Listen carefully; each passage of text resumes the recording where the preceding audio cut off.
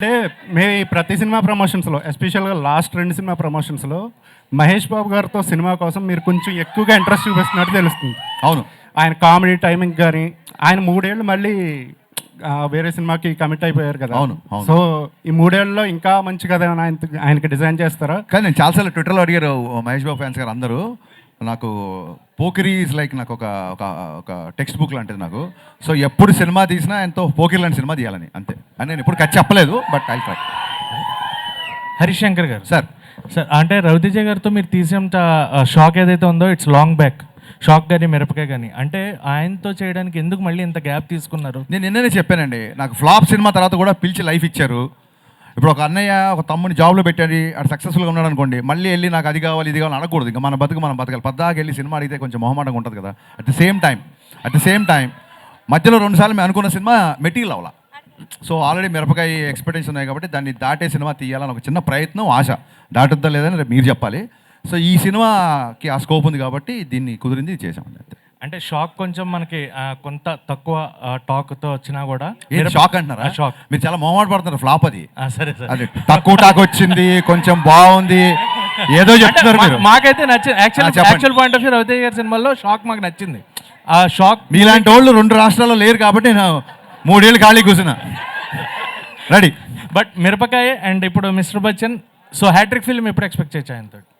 Very soon. ఇది ముందు దీన్ని హ్యాట్రిక్ లైన్లో పెట్టండి, ఇమీడియట్గా నా పనిలో ఉంటాను. యా హరీష్ శంకర్ గారు సార్ అడగండి సార్. అది సారీ ఎన్టీఆర్ గారికి రామయ్య వస్తా తర్వాత ఒక హిట్ ఇస్తానన్నారు కదా, when we can expect that film? ఎప్పుడు సీరియస్గా మళ్ళీ ట్రై చేయలేదు, ట్రై చేసినప్పుడు చెప్తాం. అండ్ హరీష్ శంకర్ గారు అంటే ఒక అబ్సల్యూట్ సినిమా అని జనాల opinion, how you will take that? Absolute ఓడకలాగా అబ్సల్యూట్ సినిమా ఏంటి గురు? ఏదో అంటే మీరు మీ పర్సనాలిటీ ఒక అబ్సల్యూట్ సినిమా అని. Okay, thank you, it's compliment. Okay, బ్రహ్మకళ్ళి గారు, హరీష్ శంకర్ గారు, బ్రహ్మకళ్ళి గారు, హరిశంకర్ గారు. మేడం చెప్పండి. Ma'am hi, I'm Anjali from TFPC. First of all trailer teaser చాలా బాగుంది. థ్యాంక్స్ అండి, థ్యాంక్ యూ. అండ్ ఒక హీరోకి అంటే ఫ్యాన్స్కి తగ్గట్టు ఐ ఫీస్ట్ ఇవ్వాలి అన్నా అండ్ ఎంటర్టైన్ చేయాలి అన్నా వాళ్ళ రేంజ్కి మాస్ ఎంటర్టైన్ ఇవ్వాలి అని అంటే you are the one. Thanks అమ్మా, thank you so much. And mass Maharaja Ravi Teja గారిని అండ్ అలాగే పవర్ స్టార్ పవన్ కళ్యాణ్ గారిని ఈ కాంబో బాబు పొగిడినప్పుడు కూడా మీరు పొగుడుతున్నారు వినని అంటాం. సో ఈ కాంబోలో హరీష్ శంకర్ గారి డైరెక్షన్లో వచ్చే అవకాశాలు ఏవైనా ఉన్నాయా? Can we expect? ఈ సినిమా మిస్టర్ బచ్చన్ ప్రమోషన్ అప్పుడు చాలా మంది అడిగారు కళ్యాణ్ గారితో పాటు రవితేజ గారితో ఒక మల్టీ స్టార్ చేయాలని. వీళ్ళు అడగడం మూలంగా నేను మెల్లిగా థింకింగ్ స్టార్ట్ చేశానండి. ఎప్పుడైతే స్క్రిప్ట్ అయిపోతే అప్పుడు నేను ట్రై చేస్తాను, సిన్సియర్గా ట్రై చేస్తాను. And one more question Harish గారు. Yeah ma'am. సో బేసికల్గా మీ మూవీస్లో హీరోస్ క్యారెక్టరైజేషన్స్ చాలా డిఫరెంట్గా ఉంటుంది. ఓకే. సో ఆ క్యారెక్టరైజేషన్స్ మీరు అంటే లైక్ బిల్డ్ చేసుకున్నప్పుడు రియల్ లైఫ్లో ఎవరినైనా చూసుకుంటారా, లేకపోతే మిమ్మల్ని మీరు అద్దంలో చూసుకొని క్రియేట్ చేసుకుంటారా క్యారెక్టరైజేషన్? గరికపాటి గారు ఒకసారి ఒక మంచి మాట చెప్పారు.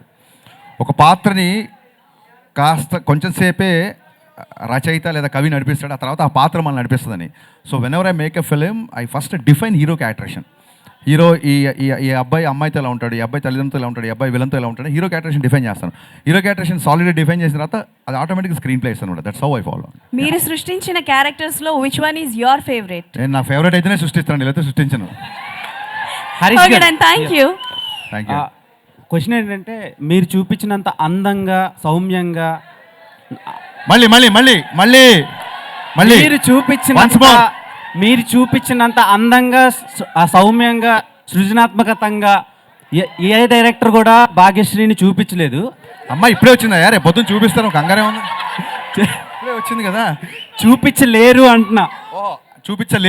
చూపించలేరు ఎందుకంటే ఎంత చూపించాలో అంతా చూపించేశారు. సో